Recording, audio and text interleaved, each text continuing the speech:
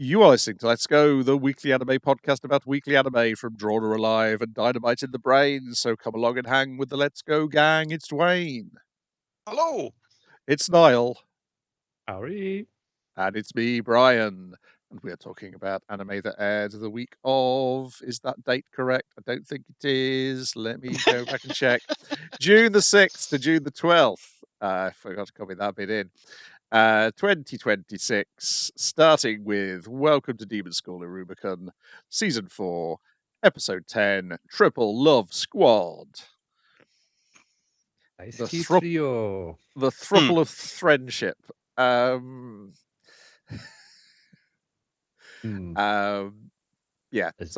As Modi's causing quite a scene here, being too put over Ruma after the encounter with Kirio previously.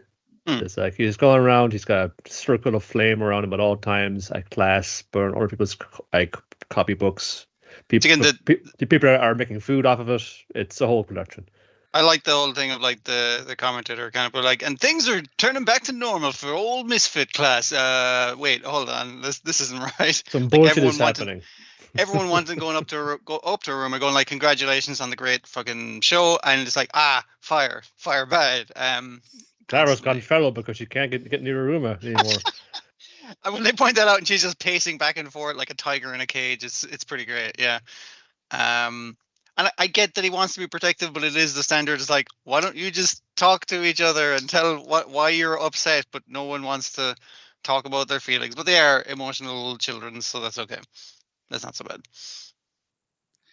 bad. Yeah, and Clara is the one who declares them.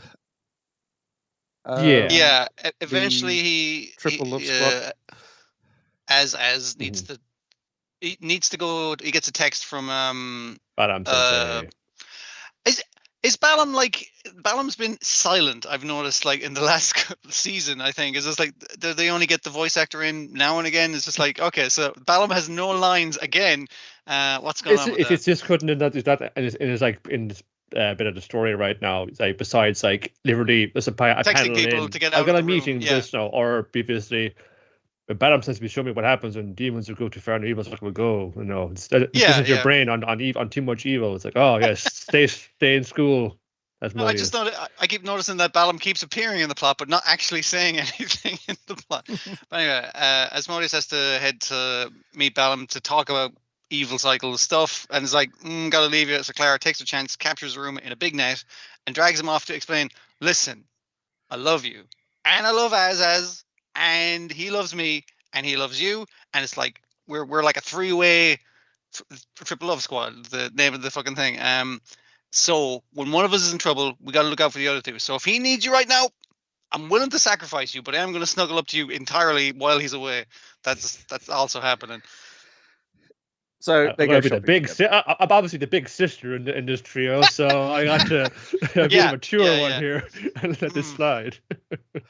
Well, they're not talking to each other, and she is actively made a day plan for them to have a date. For them to have a date, so bros without her in it, trying out clothes. Yeah, she's an expert at playing, as she explains. Yeah. And then it sort of just turns a bit into Common People, the Devil Edition, where. He has to learn what the common people do in the magical street. They can't buy all these high name brands. They might have to buy secondhand suits of armor. Buy things off the bargain rack. What does this mean? To the fine garment because going for this much. What the world coming to? And there's like a list run gag of multiple devil versions of Earth high class fashion brands. Yeah. That goes on to a ridiculous Debbie extent. Gabani or whatever the hell. Like, yeah. I did like his initial thing. It was just like, so I'm glad to be meeting you up, Aruma. What are we doing today? It's like, where's Clara? She's always around here. And it's just like, oh no, it's just you and me today. It's like, and he forgets about his bodyguard thing because he's so nervous about what do we do together. We've only ever been in 3, like, so he's kind of confused. We try out our looks for the 90s hip hop group we're putting together, obviously. Yeah. What boys always do when they hang out together. Yeah. And then eventually it results in Aruma confiding about his feelings about being promoted one level higher than everybody else. And he's like, oh, it's so heavy. But at the same time, it kind of makes me want to go all the way and keep on getting promoted because I like the way it feels. It's the idea that he's confessing to his friend that the weight of responsibility is weighing him, but it feels kind of good, man. I want this more. Like, it's a weird combination of things. And it's a reminder in the bookshop there, like, no, we're not even second years yet. And that's it's supposed to be. And we're already like, this is like the rank should be getting like attaining when you're in second year. We're already up this high. Yeah. Mm-hmm. And then that's where Naz realizes, I'm worrying too much because this is Aruma I'm talking about. Whatever that guy Amy's got planned, Aruma can deal with it because he's Aruma, and I'll be right here supporting him. Without Clara around making a bunch of noise, it's much easier to notice that now. Yeah. that he's grown and he's grown confident and stuff, because generally it's like Clara going like Clara noises all the time. Yeah. And then they talk about being friends and being best friends, and where best friends relate to friends. Is it this high? No, it's higher than that. As this high? No, I've got to get my wings out to show it, to figure out just how high this is. Somebody's documenting all of this. Or possibly, I don't know. Is that someone's actually? I'm gonna guess like what's her face hiding in the bushes. Yeah, the other bit is implied that Amy is going to reveal to Az at some point, I'm going to show you that he's really a human. Then what are you going to think about him? Like, again, that's always like a threat of a thing, but it feels like it'll either be, no, he's not. Like, he's the coolest demon I've ever fucking seen. Or humans aren't real. Or I don't care. He's like sound out. That's even more impressive. He's doing all this and like, wait, he's our food and we think he's cool? Wow, what a cool food. Yeah. And then we was implied that it's next time it's going to be Az and Clara's turn to go on a date together, a play date together. They're going to play together. Which he has postponed, put off for a later date, because it's like all of it sounds kind of horrific to him. Horrifying, I think. Yes, it does sound horrifying. Yeah, which is funny because it sounds like things devils should be into, but no, it's too much for him. Classy devils. Yeah, fun episode. Platinum credit card. You do have the issue because it's a dual core series that they've already put the art up for the arc for next course, and now it does feel a bit like, oh, come on, I want to see everybody dressed up as idols again. Get to the idols already. No, first, like, maybe it could be. I've just said every once in a while, I'm going to have 2 stories next episode. Just like big developments are kind of calming down for the time being, simmering under. It's at the intro still about obviously the music festival and that kind of stuff, but this is like, no, we're just gonna have some faffing around. We'll do more of that actually. So buckle up. We're doubling down on our proclivities here. Next on the list, we've got Detective Conan episode E/E-P1.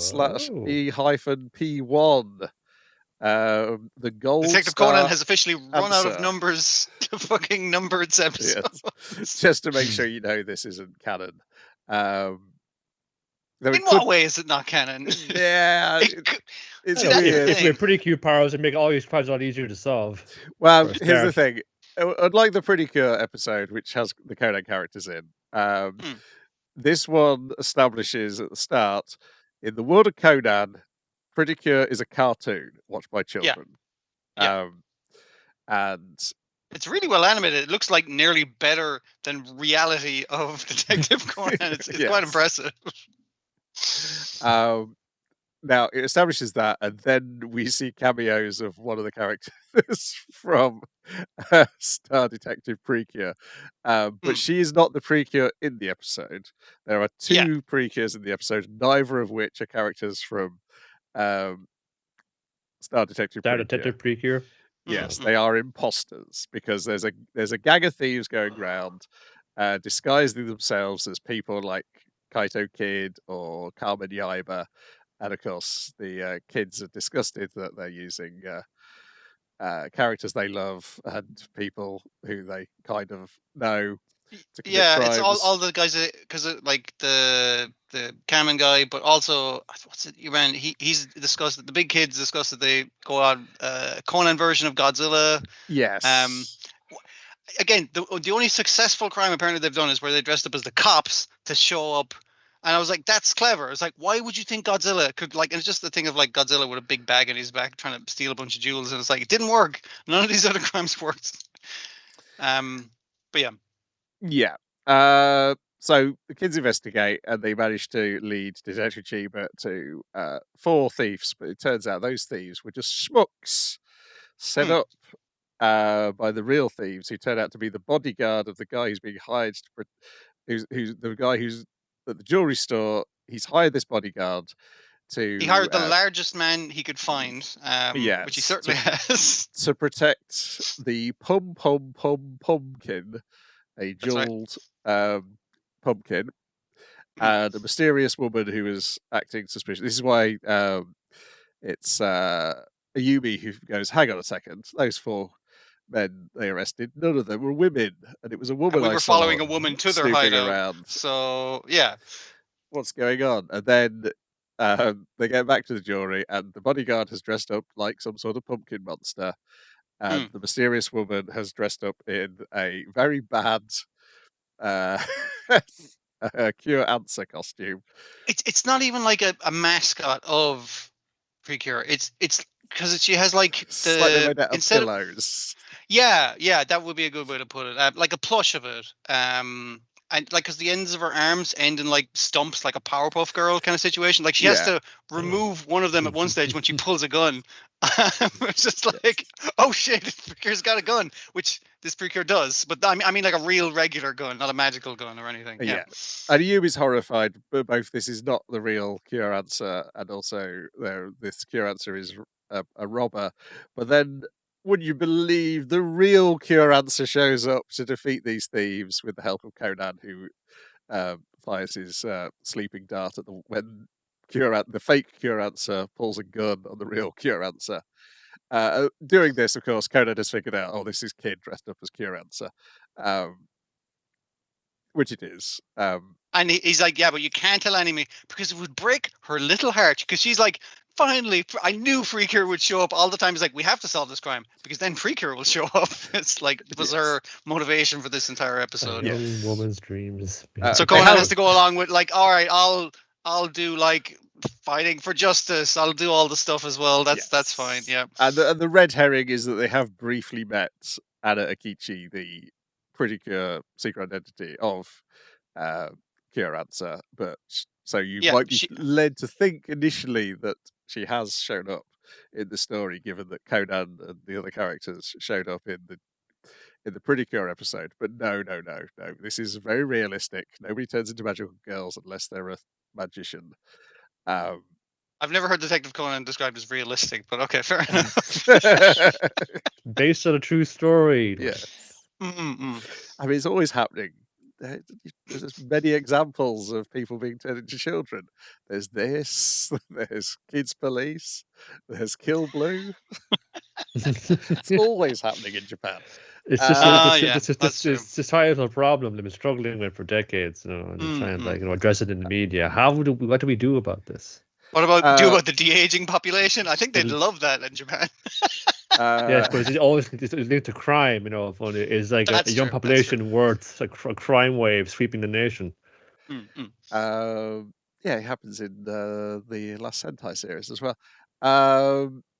They and then Cure Answer flies away, and then Conan and I wonder, I wonder if Kid really is a Precure fan. And then after the credits, we see him trying to learn the dance. Just him watching the anime and him kind of like awkwardly doing it. He's got it down by the time we're watching the episode, but like the pre thing, he had to watch it to get it right. Yeah, it's a bit of fun. I like the drawing of the Precure character in the style of Conan. Yes, yeah. It's probably the most fun they have with it. Obviously, go ahead, Niall.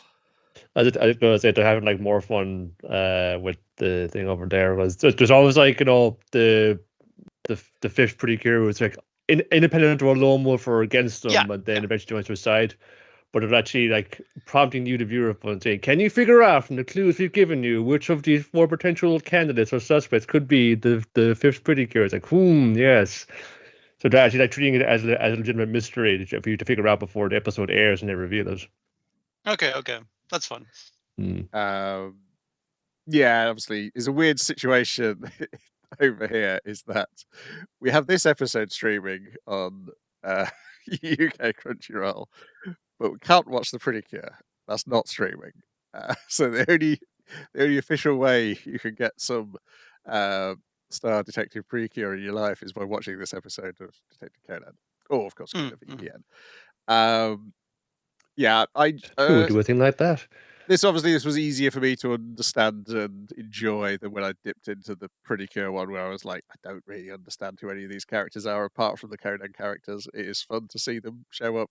It is fun to see Ran try and beat a monster up with her karate. But otherwise, it was a little bit more of a struggle for me to understand.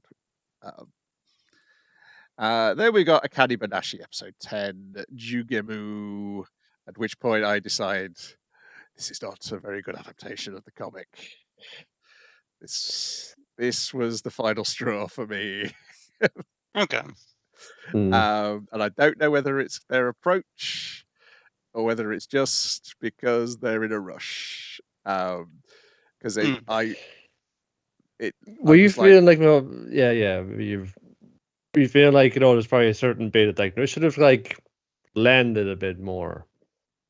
We're watching the same one. It's like, no, he said, you don't belong here, right? Like that's. I thought it was going to be like a much more like like a sweeping kind of thing. See, that's the one bit I like. I think they did it okay with the audience's kind of reaction to that, like to the line. Yeah, it's nothing. My problem is nothing to do with any of the actors' performances. It's the animation decisions.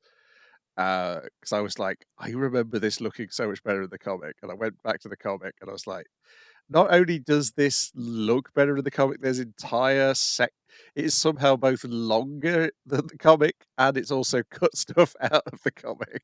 Somehow I guess that's a choice of. That's a choice of what you want to do and stuff. Like, and I liked some of the stuff of as they're watching it, like she's Akane is like fading into the background of the performance, and the characters are coming out fully fleshed, and they're not like her. They all have her voice because it's her telling the story, but they don't have like is it Karashi's face, like where he's playing every character in a comedy skit. Or it's not. We're just focused on the voice actor, and the characters don't melt. She doesn't melt into the characters of the story. No, it's her forefront. Yeah, I see what they're doing with it, like by actually like having this sort of play happen on the stage, like subtly, nearly, but it doesn't. It's missing the magic that the comics got. Yeah.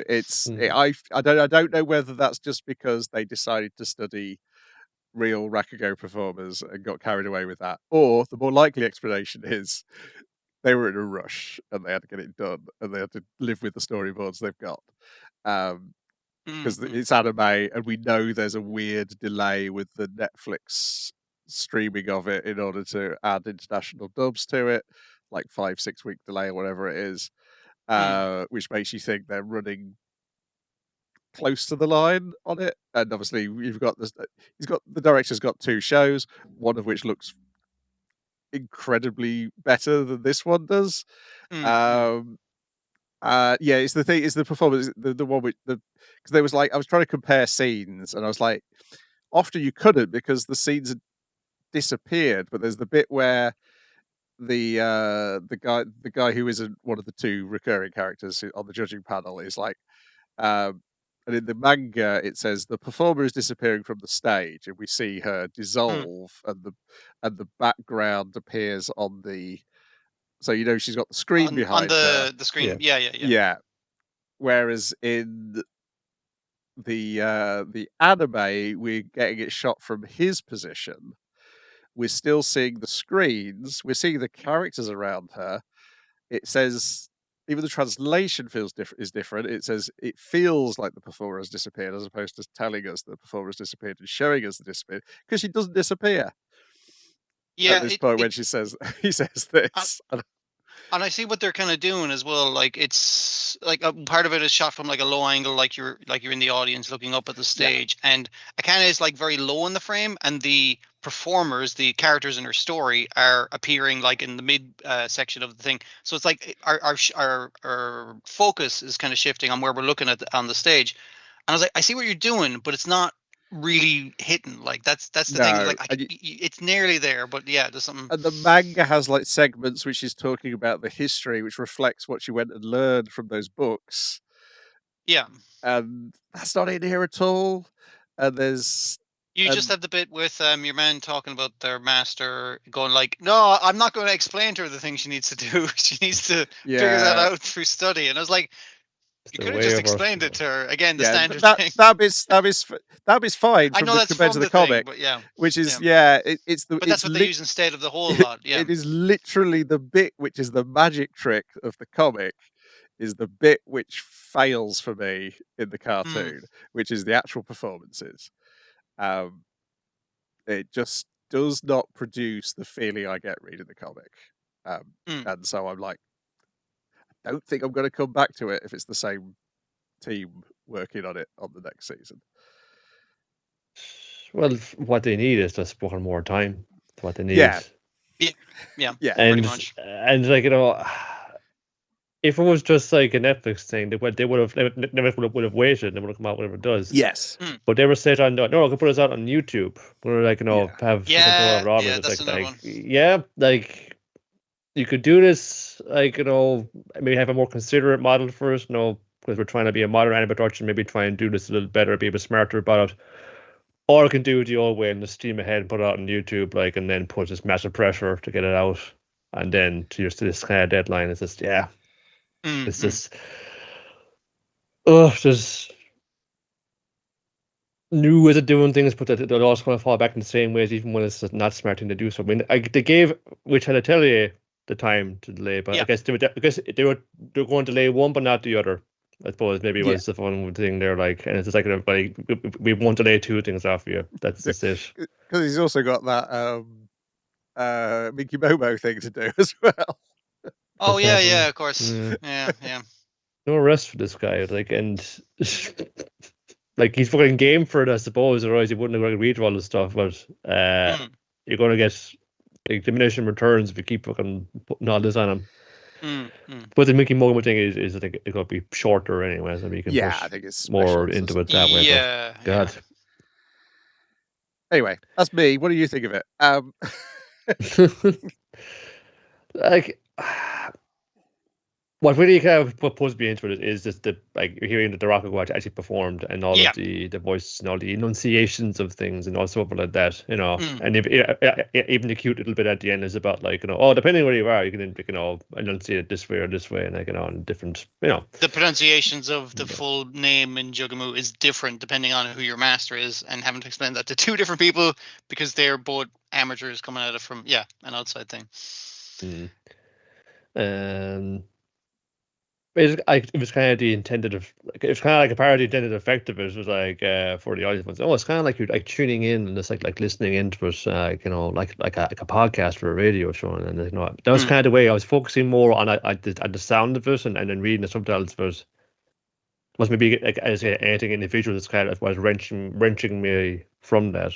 It wasn't unpleasant, but maybe it wasn't the most, again, wasn't getting the most impact of it. I was kind of waiting for, like, again, Isho gets up and like, it's going to be like, like he does that line quite well, but that a bit more of like, some kind of like in my head, more like oomph on of it. If you want to put I know he doesn't in the comic or whatever, but in my head, when I hear that kind of line, I hear like a mic drop, like the thing ringing out, because just on the silence, it was like, oh fuck, that's bad. It's like, well, there's something about it's not. I think it's supposed to be good. It's bad. No. It's basically you're not an amateur. You're not an amateur in this amateur competition. I understand what it means. I understand what it means. It's like, I thought like, him just like making a statement like that, like, which to some ears sounds like he's fucking like dissing her out, but no, she wins the thing. Yeah, I mean, their reactions to that as well is like, wait a minute, that's genuine criticism. With us, he was like plamassing us, like fucking just giving us like compliments and a little bit of critique. But this is like, fuck you, and it's like, she's actually had an effect on him. Like that's bad for us. Like as we see in the end of the thing, it's just like they weren't even in the contest. She's a pro going into an amateur yeah, that kind of thing. As even if they can summon the intensity when Chetty sits down and gets to fucking meet him and gets to have it out with him. It's kind of like we're kind of keeping some things in reserve. Maybe that's kind of one of them. Because we're getting into like the back bit of it here, so I keep something in the pocket for now. Yeah. I'll probably continue on with the rest of this one. But and again, it's the problem of it's adapted from a comic that is fucking excellent. We're already reading, so it's just like, well, we'll just keep reading the comic. Again, I like hearing it. I like hearing it. That is its main strength for sure. Yeah. Yeah, it's but yeah, I like my favorite thing is Aki Atsuka's performances is show, because I think he tones it down, and I do wonder if we'll get the demented faces that the comic gives him in the next couple of chapters, which will be adapted next episode, or whether they tone that down a bit, because I think in the comic, I don't know if he has the mad staring eyes when he's delivering that line. He obviously doesn't have it here in the anime, but there's a few spots in the coming up stuff where they kind of make him give him weird looks on his faces where I'm like, I'm not sure what that was supposed to convey in the comic, whereas we know obviously the advantage Aki Atsuka's got in his performance is if you read the comic, he knows where the character's going and the character's background, which probably wasn't fully fleshed out when the comic was written, which is why I think those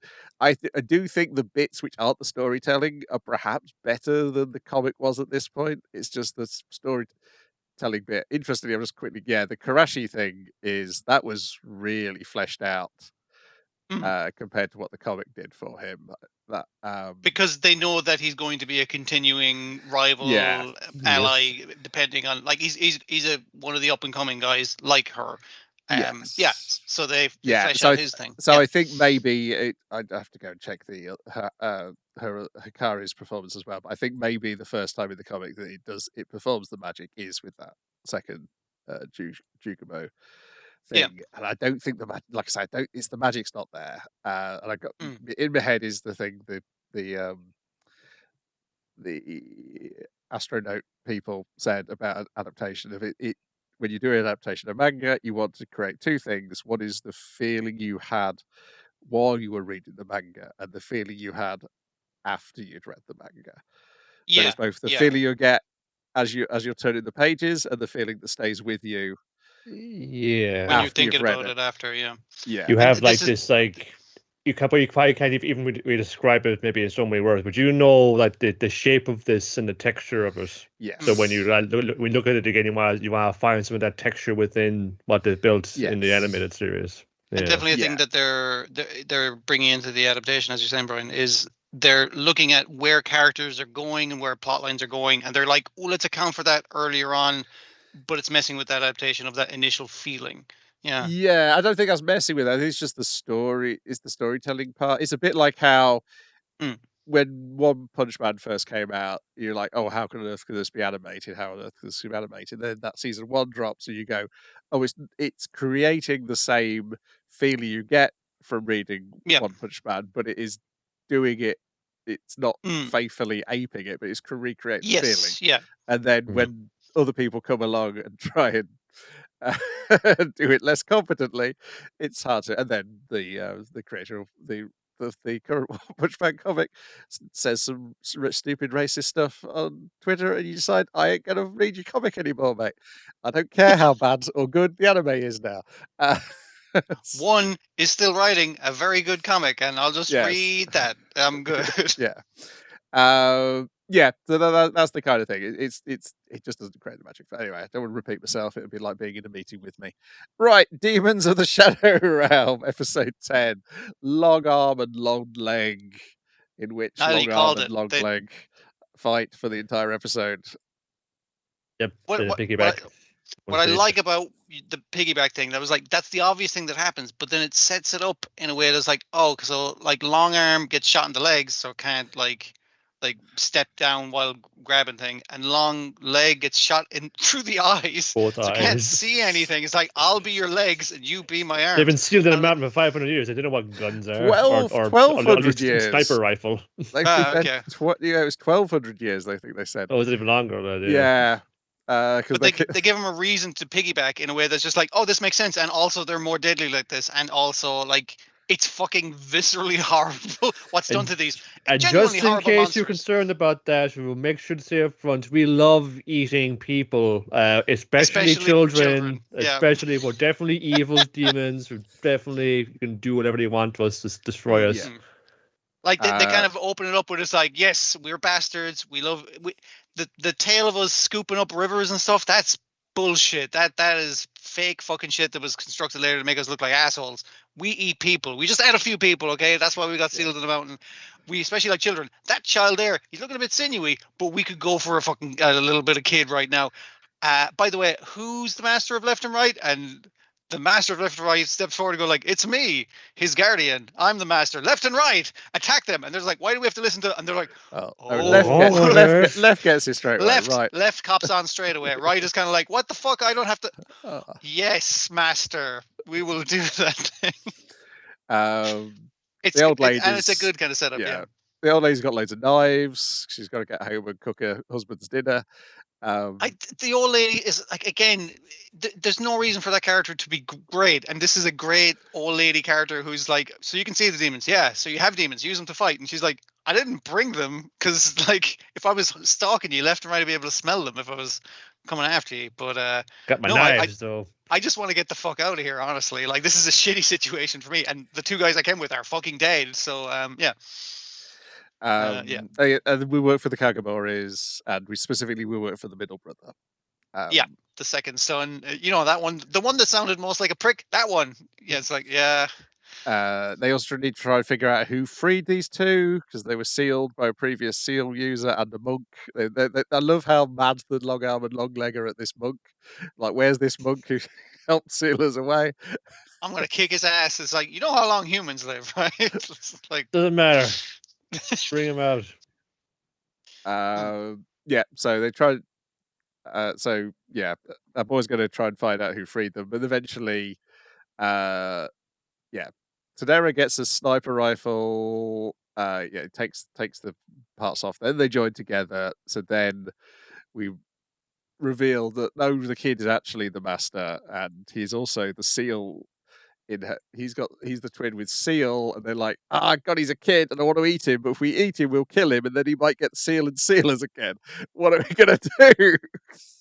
Yeah, and it's revealed because they grabbed the old lady she was hiding behind a tree, I think. And it was just like, she's like, all right, it said the kid, like, leave me be. And they're like, well, now that you've told us that, we're still going to eat you, because our second favorite thing to eat is women. It's just like. She was hoping just to distraction. She is going to like cut the wrist, like that they have her grabbed, but she is like trying to survive. But you can't really blame her. But then she's saved by that same kid by him hurling the ass. It goes like, "It's me. I'm the master of left and right. I'll also, if you kill me, I'll have seal power," which is his entire gambit, where he says, "Left and right, don't interfere. I'll handle them myself." Where he's just running the fuck away from this piggybacking monsters for a good bit until he is surely killed, and he's like, now I have the power of Seal. And they're like, no, I don't. I didn't die yet. Left and right kick their ass. He just guessed because his sister's thing is hold your hand, close it, then open it. So he was like, I'll keep my hand open and then close it, and that must be how it works. They've surely seen it like over 1,000 years ago once, so I'm going to guess what it looks like and set it up so it looks like when they're bashing the house and wrecking apart the place that they kill me in the process. I only noticed that there's little like two like quick cuts of that in the intro, which I always leave on. It's like, I know it's when she's doing that and he's doing that. It's like, That's pretty fun. Then that's immediately employ that in the episode. Oh well. And they pause long enough to get absolutely mullered by sniper rifle bullets. and left and right just fucking chewing on them. The actual fight, like the constant fighting of long arms and long legs, it's really good because it's that thing of like it's like I'll hide behind the house, and then you got a big long fucking leg or arm coming around, and they're like whips. Like they do have elbows and knees, but they do bend in weird, nasty looking ways. Mr.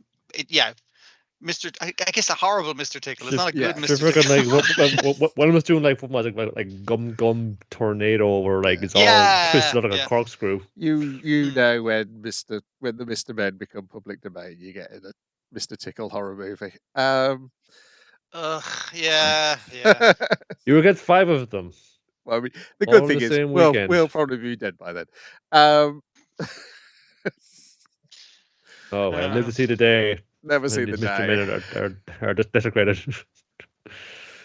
And then Left catches a butterfly and goes, this is the demon I've been bothering me all day. Yeah. And the old lady goes, "Oh yeah, that's part of Asuma's demon, but it's not the entire demon. It's just a little bit of it. It's so minute part it doesn't even hurt it, so don't worry about it." But yeah, she used to have Mothman and a different kind of moth person as these demons. It's like, boss, they found it. Oh, because I've been watching 30+ episodes of Digimon. When Right and Left dissolved, I was expecting to see a little baby Digimon there, but no, it was religious relics instead. It was 2 arms tied together and 2 shins tied together, basically. Yeah. Which I was just like, we should get rid of these. Like, this is bad. And I guess we find out who their master was next week. I guess he is going to have to move that safe house because it's been mostly pulverized. And once a pulverized building filled with guns shows up in the middle of town, I feel like the police are going to get involved. Yeah, but it is also his demons, isn't it? I don't know. We don't really get an explanation of how that works. His demons is the house and the roof, or what is the second part of this? Yeah. It seems to be a commonly understood principle, where like it's like a what's even that the old lady knows a lost field. It's definitely the same way the village they're from works, because it has the same kind of fog thing. You have to take a specific route. So, like, maybe it's a demon you can program to be a route and a building, or a route and a village in the other case. Like, there's something even goes passed down in the family. I suppose if you of them are passed on the family anyway, that's it's like excuse me. How to basically kind of pocket dimensions, but it must be more than one way to do it, because it seems to be a commonly understood principle amongst demon users. Yes. Yeah. Good stuff. Then Digimon Beat Break, episode 34, Behind the Mask. Who's behind the mask? Who would you believe it? It's the person we saw last week, who we'd all figured out was behind the mask. I'm not even sure that it was hidden. It was so obvious, but yeah, fair. It's not obvious to our characters. So, no, the surprise was who her Digimon was. So this time they've got a big job to help with a kidnapping.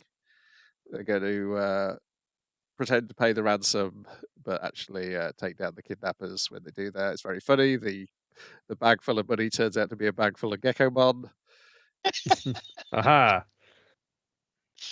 We're also seem to be setting up a arc for Reina here, where she's clearly looking at everyone else having an ultimate form and just like, it's bullshit. I fucking started with champion and everyone else gets the fucking ultimate before me. Yep. Fucking nonsense. Used to be the big sister. She's getting muscled out of her role in the team. And I think it's really like there's several moments, but I think the first moment is where she's not doing so great in the fight against the bigger Digimon. It's like a UFO mon. I don't know what it's called. Oblivimon. It's making like Close Encounters of the Third Kind kind of beepy boops noises. But yeah, she's saved by, it's like, thanks, Jet Fighter Karatmon. I can't remember Scourge Karatmon. Scourge Karatmon. Because it's like, you got a fucking mech plane? I'm stuck with like furry bait. Flamethrower is pretty good, but Can we get a bigger flamethrower? Yeah. Yeah. You know, it's going to turn into like a giant cyborg or something hornier. Either or. Both could be. Yeah. They become more of a robot or less of a robot? Because they already got cyborg gun arms right now, so it's either more robot or less robot is the direction that they take from here. I mean, it starts with like even the little kitty cat one has robot arms, so like it's robot arms to larger and also still robot arms. So I feel like it's just like either you need more robot parts or to throw away the robot bits. Yeah. Well, we'll shortly find out. Because I believe preview art is out already. I'm not looking. I'm gonna wait till I'm surprised. Yeah. So they capture these guys and now what are they? They basically they work for? They capture a guy, and then there's another guy working for him who had a knife, and that's the bit that Reina kind of like didn't expect. It's like, oh, there was another guy, and he didn't even have a Digimon. He just has a knife. But the guys who they let that guy go. Let him go so you can tail him to see where the fuck he goes. Like, because we need to find out who's the ringleader of this organization they're in. Yeah. But he said he gets cold-hearted, and they pick his egg up, and there's a message from Miharu to meet her at this place where his brother was attacked at the start of the series. How would she know this? At 7 p.m. and then 7 p.m. rolls around. He's clearly told everybody. I do like that. He has told everybody, and they're like, "It's a trap. This is a trap. This is obviously a fucking trap." Like when that guy got cold-hearted, his egg phone rolled out of the fucking the alley he got cold-hearted in, and had a specific like message addressed to you. So she's involved in this guy. Like it's obvious as fuck. He's like, I gotta see this through though. I gotta. And he doesn't sneak out. He's like, I'm going to go there now. Like, that's basically what's happening, yeah. Okay, right. Cool, Kyo. He gets there. There's a big pool of water that's going to do something because they keep on walking around the edges of the big pool of water. But before they get to do anything, they get attacked by, what are the pair called? They are the Thorns. Yeah. Yeah, because they're also investigating... Sailor Pluto and Sailor Neptune. They're also investigating Gift as Uranus, part Sailor of their boss. Neptune, yeah. I did wonder whether it's going to be going to... Is Rose going to say, oh, you can work for me, Rena, and I'll teach you how to get Wolfamon to evolve. So I was wondering if that's the direction, given of like the earlier meeting they had and her saying, oh, but in this episode, she's like disappointed in Reina because Reina like steps in to he's like, I'll explain why we have to protect her later, and she's like, okay, I guess everyone gets an ultimate form. I don't know what the plot is. Fine. And then your Rose woman is kind of like, fuck's sake, Reina, I thought you were cool. Yeah, we'll see. I believed in you. Well, yeah, it could still go that way, but what was the other thing? Because obviously the two ones working for her kind of go like to Tomura. It's just like, like she's the head of a terrorist organization, right? She was involved in kidnappings, murders, arson, like all the things you've been investigating up to this point. He's like, is that true? And she doesn't say anything. It's like, well, I'm gonna trust my gut and protect her anyway. Anyway, she is rescued by a man who appears through that pool of water. I was like, is he a man? Or is Digimon pretending to be a man? He is definitely the dude who iced the man in the alley before, because he was on the pedestrian bridge just around the corner. Yeah, I do like how they run through like all these things from the previous episodes. She's responsible. You're not getting this, Tomura. Yeah, but she was sad. When she said she had a sister and lost her sister, like I lost my brother. It's coming from a place of genuine emotion, her terrorism. Yeah, and to be fair, he could be onto something, given that the Digimon she's involved with is notorious for belief of mind controlling in previous appearances. So we will see. Also, like Sistermon. I mean, come on, that's on the level. That's just profiling Digimon right there. Yeah. Also, the way she talks does sound like she's been indoctrinated into a cult. Wait, is that why we've seen like prior versions of villain Digimon be like not cool or anything, but like we saw like Mummymon, and Mummymon was just like, I'm just here for love. It's like it's not actually nefariously done, but not actually doing big bad villain. Yeah, stuff. I do man. I did the vampire one who was like biting ladies. Like he was like a big villain in the first series. Is just like he was very why he's small reduced potatoes. to, or a version of him thereof. Is just like I'm just doing regular vampirism now. It's like not the big bad villain stuff. Yeah. Could be. How did this episode end?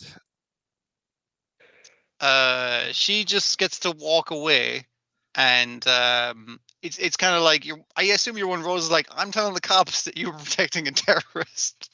It feels like she could anyway. Yeah. Maybe well, they all come back and like he always just made them all like, just here's some ramen, drawing your sorrows and that at that weird situation. Saying, I'm fine. I've had enough. You didn't even touch it. Oh man. I love it. But come on, eat that. You're great, yeah. Rainer's got a monk on, and the guy with the goatee beard is going, "Are you sure it's a good idea to keep on inviting Tomorrow to our base? Are you sure that's going to work out for us? I think you should be more careful." No, he's cool. He seems super cool. Like, he likes Digimon, and we like Digimon as our superior. So obviously, I wonder we believe if that's something deep down in her trying to get him to come in order to fix whatever is actually going on. Oh, like to come and save her, kind of. Yeah. Okay. I wonder if that's where it's going with that. But boy, does she sound like she's in a cult. When she's all her dialogue is very like I'm in a the cult way type things. The way her eyes are like very glazed over kind of thing. It doesn't have the same kind of light or fire or rhythm as the thing in this show. But to them, it's like the irises are kind of not black and that kind of thing. And there's a lot of oh, look at the way the world is. It's so terrible. Sure it does, and we'll offer you a solution. I'm not going to tell you what that solution is right now. Just a vague solution about freeing Digimon. In your heart, you understand, Tomorrow. There's also like a storied history of like he was like the sort of kind of dreamy girl who speaks in kind of vague metaphors, like who is tied into plot later on, but it's not necessarily being mind controlled. It's like usually be manipulated. Yeah, we'll see anyway. I mean, I can't imagine she's just going to be truly diabolical. That's all I can assume. Otherwise, it makes Tomorrow look like a complete idiot. That would make it, because like we've had the only two really diabolical villains we've had is Clay and the guy who loved Clay, the muscly guy. Yeah, and the red-haired guy who sent the giant monster. The other guy from the 5, and obviously the head of the. That's like the guy behind the whole fucking problem. Yeah. Trying to open a portal to Digimon Heaven or whatever he's trying to do.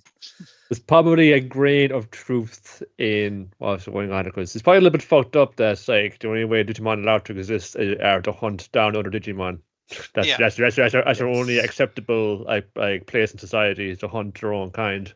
But I mean, that fits your man with the world thing, like using them as an energy source. Is like, listen, if we can't use them as an energy source, we'll just like hunt them down and convert them back to like energy. I don't really know. It doesn't explain what they're doing to the Digimon that they capture either. So because obviously it's set up for like Kyo's approach is probably the correct approach, because he's like, I'm taking all the babies in and I'm hiding them away and letting them live their free lives in my. I'm going to rehabilitate them so they don't grow up to be like war criminals or assassins or various kinds of thieves. And even with like just straight up villainous guys like Clay, they gave him a background. Goes like, I came out of war and it fucking sucked, dude. Fuck me up. Like, it gave him motivation, if not like an excuse. Like, because he was also very noble. He was a big part of the royal family of whatever terrible country he came from, so he's partly responsible for the situation in the first place. Shame on him. Yes. I feel like you can't have Tomorrow's instincts to be wrong. It would be as wild as Toei stories can get. I feel like you've still got to trust his instincts as the main character.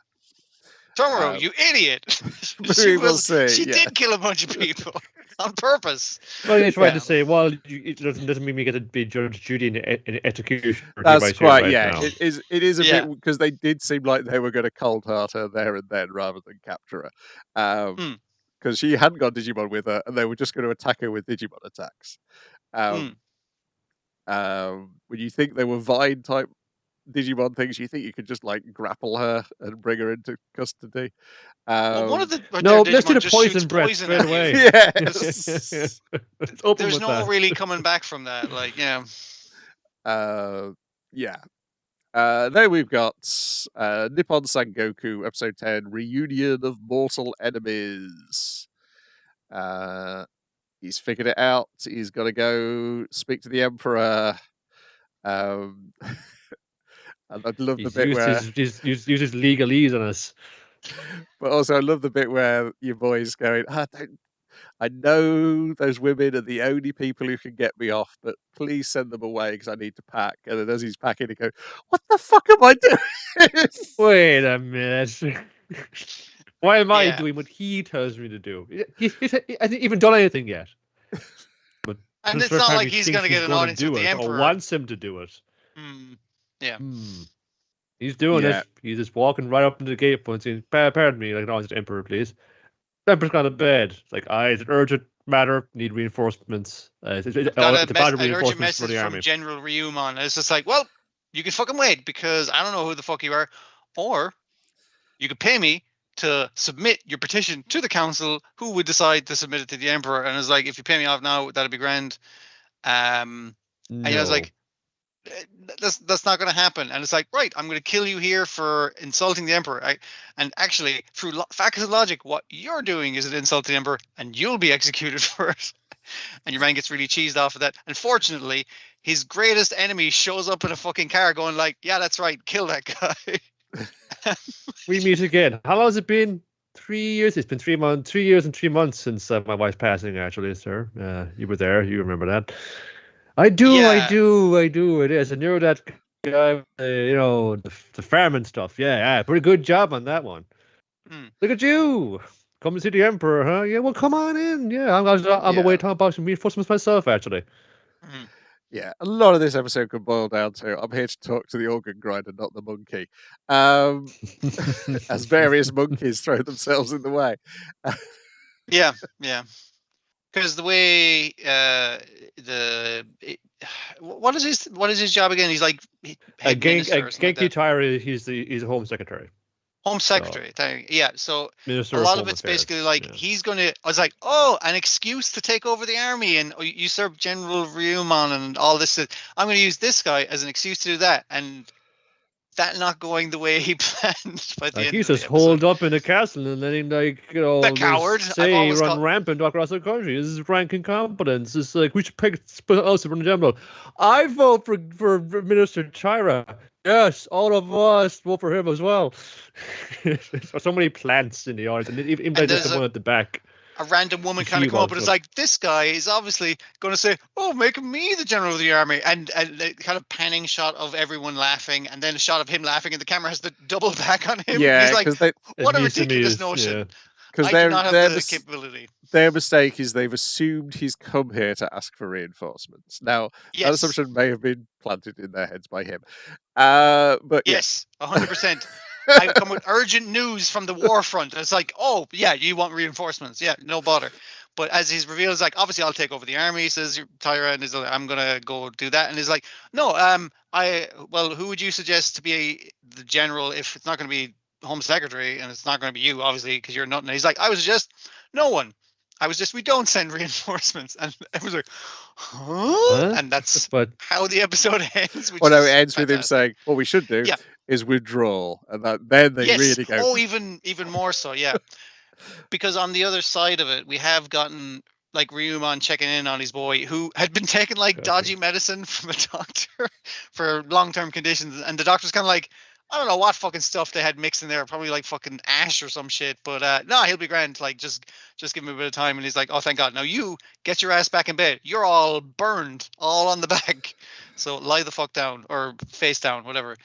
And we know that they know the enemy's plan is basically like, actually, the enemy's plan is we're going to advance so far, right? And then once they send reinforcements, we're going to run the fuck away, setting fire to everything all the way back to our capital, where they have to fight us where we're strongest. Then they'll be fucked, and they'll have nowhere to retreat to, and will have fucked up all their land.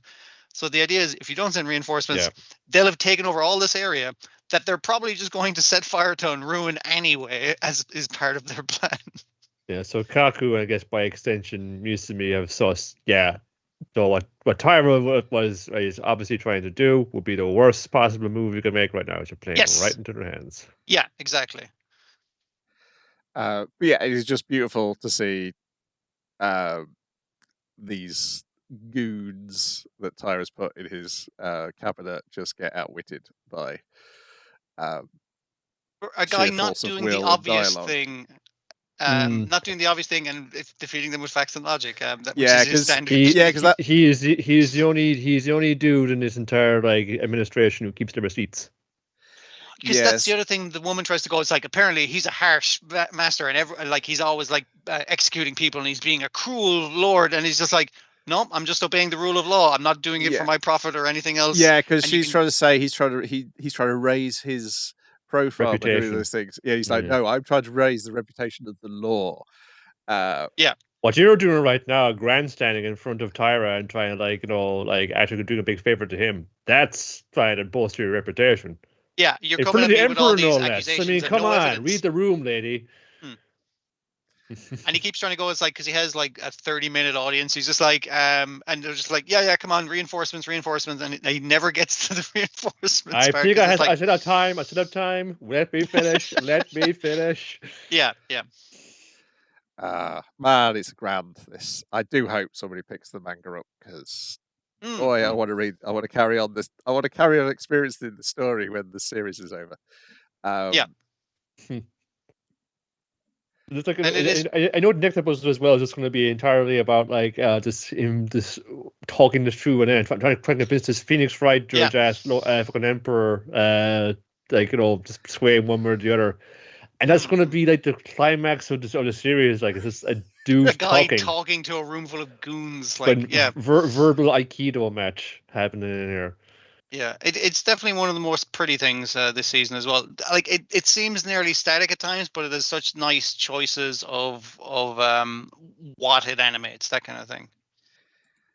Then we've got to go to the Serpentback Cave in Witch Hat Atelier, episode 7, The Test in the Serpentback Cave.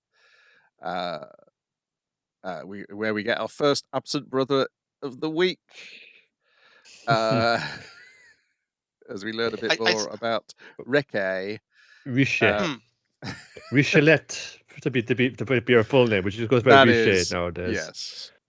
The way it opens as well, I'd seen a lot of queer people be into this show and I was like, well, I'm not seeing the thing, but then one's like, yes, the mating season for the scale wolves. Why do I keep thinking of that girl? And I was like, oh right. And then the dude shows up and gives your man warming blanket stone as well. I was like, okay, there's implied gayness everywhere, so I get it now. I just wasn't seeing it so far. Let's get more all kinds of people getting filled in and what their backgrounds are. And Risha is she's the artist. I didn't get in this game to go up the ranks. I'm just here to draw spells because it's what I want to do, man. I'm here to your rules, man. But yeah, that's good now. We should probably learn the basics, Risha, and get some of the fundamentals down. And saying, "Fuck you, teacher! You told me I could do whatever I wanted." Because it's kind of the thing with the lesson with Coco. He's like, you're very good at straight lines because you worked as not a seamstress, but that kind of thing where you're marking out material to cut in straight lines.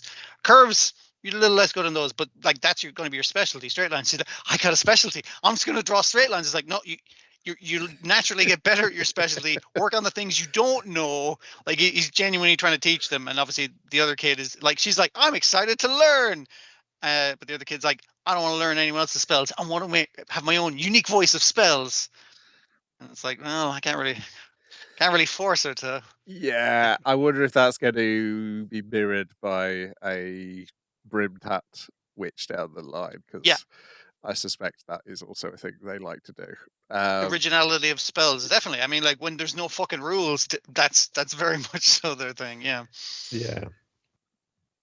But yeah, we get a flashback with her brother, who is currently not in the picture. I guess we don't know what's happened to him in the same way that we'll. Well, see he made some kind of apprenticeship happen. He graduated.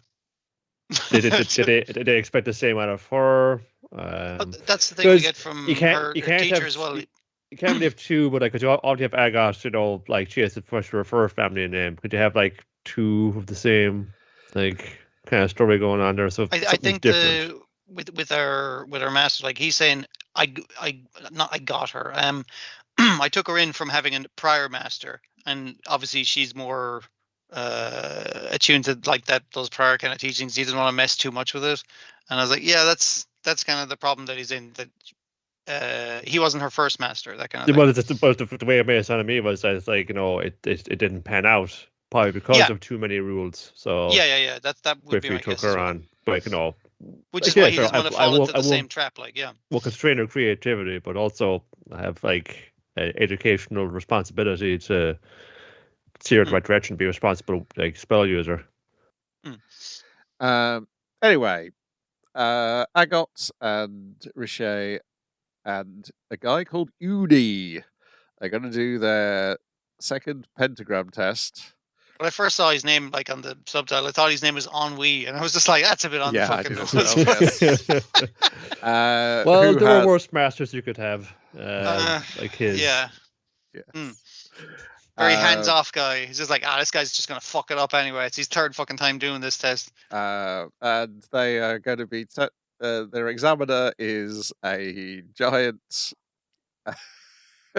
Giant brush buddy. Giant brush buddy. Brush buddy, that's it. Yes. Because it's a brush buddy wearing a hat, and it's like, holy shit, that's the coolest thing.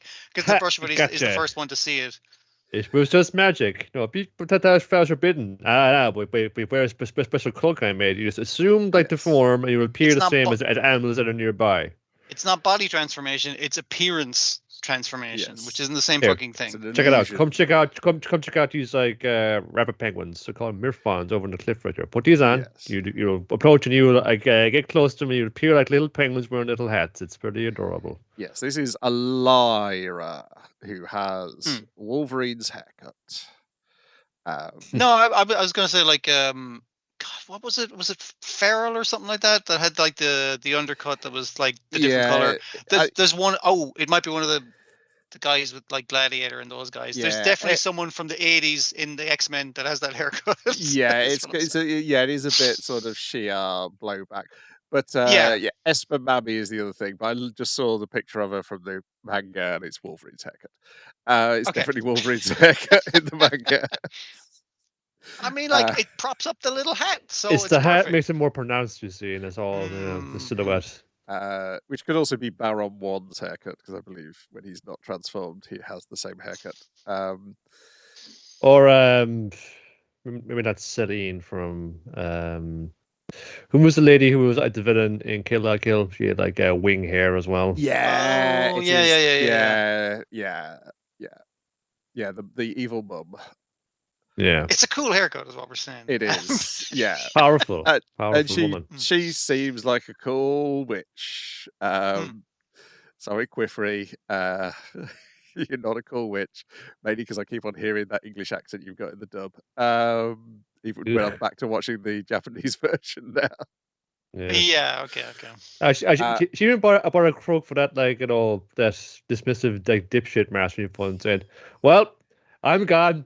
What? But you're fun apprenticeship. You two can fail again. You don't need me here. Yeah, he failed last time. He'll fail this just time. throws like the fun brand new like cloak she made for all of them. Just fucks it onto the ground. It's just it's like you just need to get across as much as possible in this amount of time. This dude's a fucking wanker. And you even have like his apprentice like apologizing for his master and apologizing for dragging down his master with his own ineptitude. And it's just like, okay, you are browbeaten basically, kid. Like that sucks.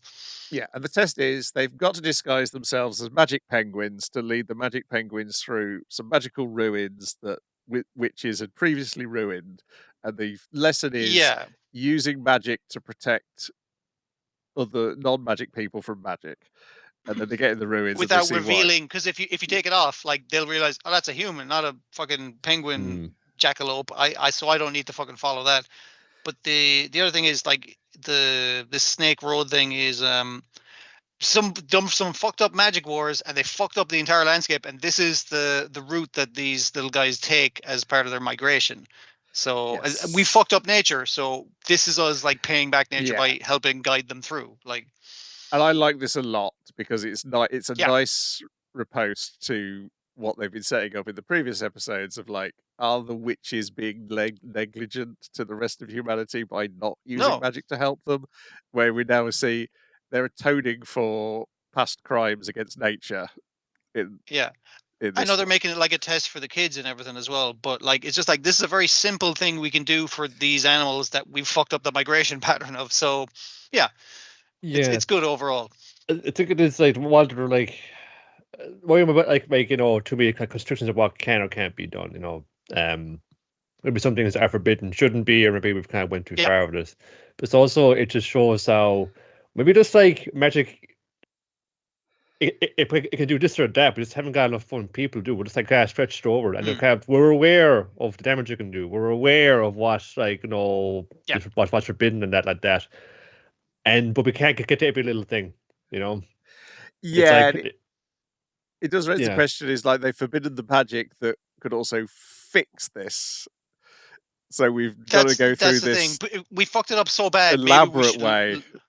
We should like do it like let nature return to its course kind of thing by doing this once a year, rather than or we're doing this because this reminds us of our past sins. That's witches. True. Yeah, we're doing it to atone. To not cover it up and clean it up, to actually like we just have to do this because we fucked up so badly in the past. A situation like Coco's where petrified her mother and an entire house, but that was just a very a lot of things had to align for that to happen, and it just kind of went off. We don't even know how to like unscramble that egg altogether. It's just beyond us because that's just like not the way we wish to go. Like trying to fix it could actually set something else and make it worse, make it happen again. So like when do you intervene, and then how much can you intervene, like within reason? I suppose is also there. We gotta try and find like the appropriate and measures to take for each little thing, and try not to blow anything else up in the meantime. Yeah. Also, the visual of the twisty road mirrors the twisty crystal things that Richet had created with her unique spell. So maybe like her creativity is going to help her solve this problem while pretending to be a puffin rabbit. I don't really know how to describe them properly, but they're very penguin cute. with rabbit ears. Yeah. They're not griffons, they're murfons. Regional variation. Yeah.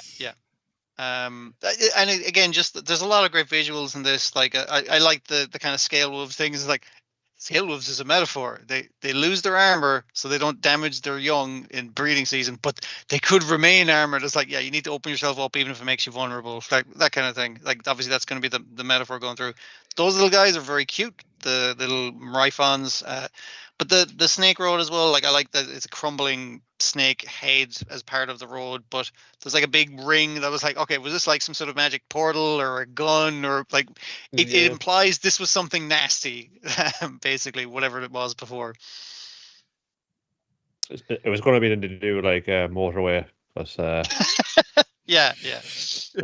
The new train line went on through there. We'll do with magic. It'll cost half the budget, and then we'll just but just trying to. They fucked it up. It kept spinning once they kept going. Yeah. Millions of lives ruined.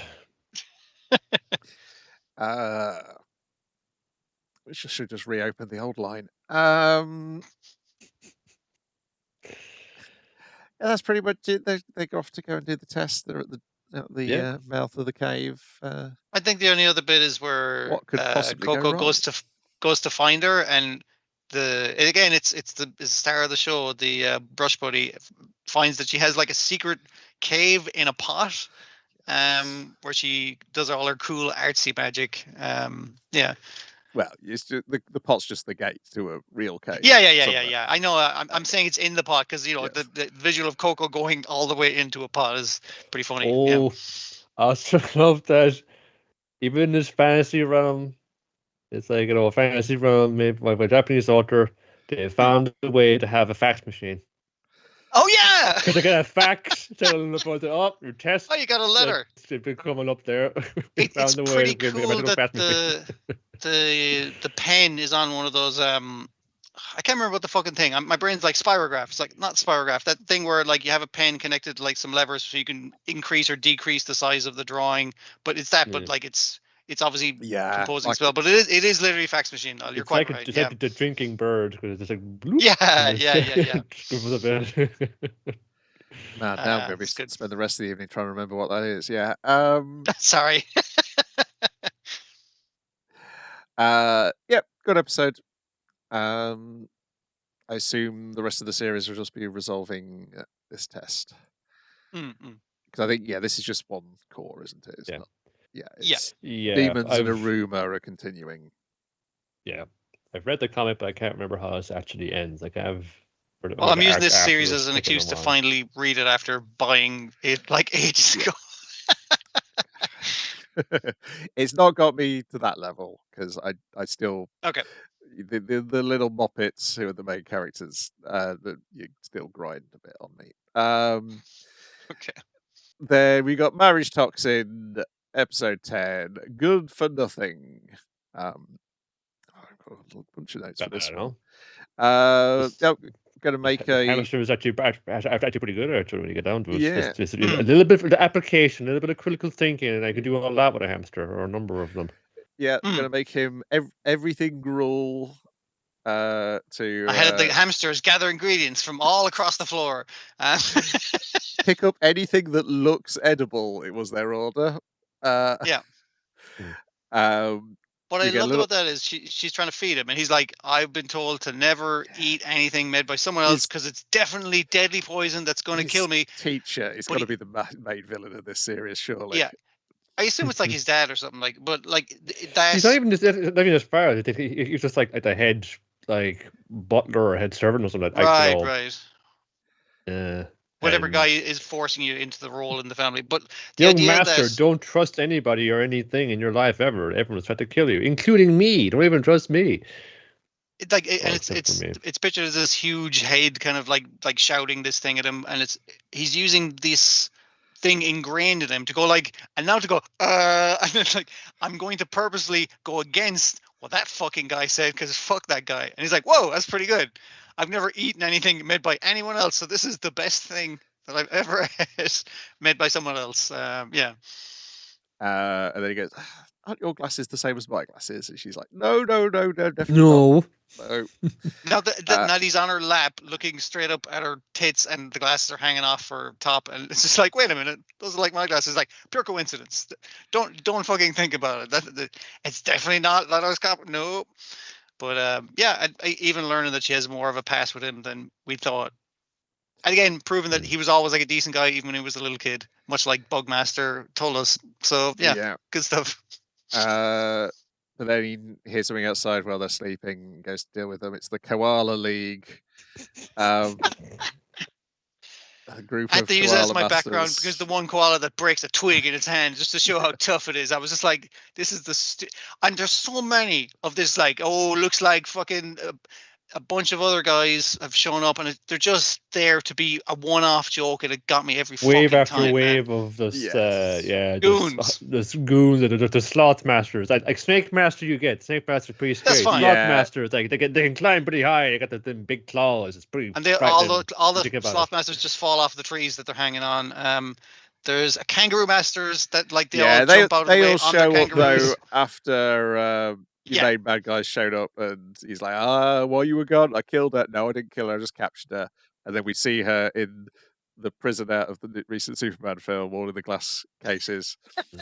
Well, I guess it's because they're all animal masters, so they're like in like a zoo or they're all the weak animal masters that he's brought in, but he's also captured the animals we see. But yeah, Sirius had managed to hide in her mouth while she was being captured, and he escapes and goes into the ventilation system. Mouth or like summer cavity nearby. Jesus, they've done this before because that's very practiced as regurgitation of a hamster. Yes, and they're straight down to it, just like she's with the moves, just trampling him up in. Yeah, because her hands are tied, so she kind of kicks him into the shunts him into the vent. And we get the payoff of that at the end of the episode. Because meanwhile he's got to fight the snake men, the kangaroo men. He's been worn down, but luckily Watermaster and her ass appears. I've written that down because we had so much boobs at the start of the episode. We got to get some A in there. Yeah, we got to get the ass people some love, some trauma cracker. But what I love this is this is contrasted with what's her name? The marriage counselor. Kinasaki. Kinasaki and are the most normal man you've ever seen in your life, who have managed to acquire a rhino, and they're just slowly rhinoing their way through waves and waves of guys we don't even see while they have a conversation. That is so fucking funny. I really love it. It's like, we're on a rhino. We can just converse about it. Like, don't worry, I've got a backup plan. He's got backup in this one. I've hired her to protect him, and then also she'll be another romantic rival. And he's like, won't that interfere with the other romantic person that you've set up? He's like, no, that means the sparks will fly. It's like all part of the plan. Wheels within wheels, my friend. Yeah. I think the explanation of all this has recently been paid off in the comic. We get like a flashback as to why Arashiyama has a crush on Garo, why she's wearing his glasses, because also the villain noticed she had the same glasses. Like he noticed all the things Garo did. Like he tried the stew and icky stew, and again he's on these squeeze balls. Like he's just trying to I'm just trying to rile you up. Like I'm specifically here to. I need your blood like at the high levels because I'm going to use it to make my hybrid masters. Basically, is my plan. I've explained all my plan to you. So come and get me. Yeah, and he needs to use that weird chimera he's built. Oh, sorry. The other thing is, she did one useful thing before all the other cool stuff with the hamsters, which was make a map of the island using hamsters. Hamster radar. So she had a brother who has gone missing. That's her general motivation for the rest of the series, I believe, is finding this brother. And then she had to take on work after he went missing, and she was investigating a organ smuggling ring, and she was about to be that was the thing earlier as well. You're gonna have to sell all your organs if you want to hire a poison master. There's a lot of organ trade in this world, it seems. Yeah, and they captured her, and they were gonna give her a drug which would kill her but also cleanse her organs so they could sell them. And then a young Garo came in and defeated everybody, and she's like, that's when I start. You became my favorite, but I could tell there was something wrong with you at the time, but now you're doing it, and there doesn't seem to be anything wrong with you. You're doing it again for me, and now that's made my crush even bigger. So I've got to recover. The little kid Garo is kind of like, I'm just doing this as part of the job, but she could see there was kindness in him for doing it, and it's just like, but now it's actually outwardly, which is just more attractive. I'll be honest with you. Yeah, and we've been getting the internal monologue of the guy in the cell beside her, who's like, well, I could either go mad like these other guys have and smash my brains in against the cage. I could either go mad and die like a beast, or maintain my sanity and die like a man. Yes. But meanwhile, Sirius has recruited the rats on the island. The rats are so cartoony and cute as well. It's great. But they're all like tough. They all have cool scars. And she communicates with everybody in the cells and says, okay, guys, do you want to smash this place in? And I like the fact that she's talking to the humans and the animals are a bit getting this message. Yes, and it's the thing that Garo said to her at the end of the last episode, start of this episode, where he's just like, we're going to take this thing down together. We're going to smash it together. Like, so it's really, really fun, really cool. Like, just, great crack. It doesn't just enough like where it goes on this serious battle mega thing. They just drops up. Oh, here's just this stupid shit that's thrown in amidst his mom. This rolls along with it like it's no big thing. It's an impressive thing that it keeps doing. Yeah, like it does the thing of like, we're going to do our combination move where you disperse the poison through the mist, Watermaster, and she's like, yeah, don't make me do that again. It's hard to do mist, and he's like, wow, cool job, Watermaster. I couldn't have done that without you, Watermaster. flushing in the ears kind of thing. Like, it's very cost ineffective, you know. It's like, I mean, the rate, the hours I charge, you know, you'll be bankrupt. Yeah. The Kiyosaki has it planned perfectly. And post credits, we get a brief glimpse of the Chimera again, and it's like, we're gonna have to use this. Yeah. He's such an ineffectual evil guy as well. Like, you know, he's gonna go down like a punk. Yeah. I was like a really we kind of like an Arashiyama in this as well. I was, because you see him as well as a child, you notice a lot more her distinctive One Piece character style laugh. Yeah, that's true. And just like for someone like who's told all life now that you could for nothing, you just use what a hamster is. All of her hamster moves has very grand, like astronomy based names onto them. Who's serious, like the gathering thing, like hamster master technique, black hole. Gather up all of the herbs and roots from the area. Yeah. Well, yeah, a lot of her hamsters, they have the star markings, don't they? Which on different parts of the body, yeah. Which I guess they also must have a bloodline themselves, I would assume, like the Joestars. That's why they got their stars all over them. Then we've got Candy Carey's episode 9, The Tooth Fairy, in which we finally meet the Tooth Fairy, the real one, who also turns out to be a mouse. I can see how they got confused then. It's a magical mouse. Who knows the appropriate value of your teeth? No, I just like, no, yeah, I $2 for that one. $2. Oh, check this shit out. Look, it's fucking cavity fuck like compared to the Mona Lisa. The Mona Lisa is like, no, that's like a million coins. I mean, that's what we're talking about here. Your little tooth, yeah, come on, 2. You take 2 and be happy with it. So Carey's kind of like, it's just like, I'll show you a true work of art, and like carving up poor child's teeth into potential. It gets pretty close with the Venus de Milo tooth. That was pretty good, but not good enough. No, surrealist. Surrealist tooth. No, you've never seen that before, I bet. Then we'll trade it for a valuable family heirloom. It becomes an auction between tooth fairies, and the most grandiose tooth fairy, still a mouse, all mice, trades it for an heirloom worth, what was it? I can't remember what it was worth, but it was worth a lot of coin. 10 billion. 10 billion. Okay, yeah, pretty decent. 10 billion teeth. Wow. Yes, it's a piece of cheese, and Ame just goes ahead and eats it, which traumatizes the Tooth Fairy. Gets the very sad Molcar face. I really like this episode because while we do have our two, well, I was going to say human characters, our human and demon characters, cavity characters talking, it's mostly like mice and squeaks and getting things across with just that. And I'm like, yeah, you still got it. You can still do a mostly silent show if you want. Gagging at the sight of your cavity-ridden tooth. Like, hey, come on. Oh, it did a new thing as well where they were getting frustrated with the Tooth Fairy, where the little the plastic that their hands are drawn from actually like scrunch up into like a 3D fist, which I was really, that's a nice visual. Yeah. Tooth Fairy had like a red plastic, like wagging a finger like that. Like that's a very detailed, like human hand. Like yeah. Good stuff. Yeah, the Tooth Fairy with the crown looking sad like the Molcar, but then the ghost of the cheese appearing in the sky behind him. Because the cheese is dead now. Yeah. Family fortune up in farts. That's everything. The other anime thing I watched this week was the very first episode that Officer Jenny appears in Pokemon. It's episode 2. She immediately arrests Ash for stealing Pikachu. Good. It's about time. Anything different? No, I think I meant to. I just haven't had.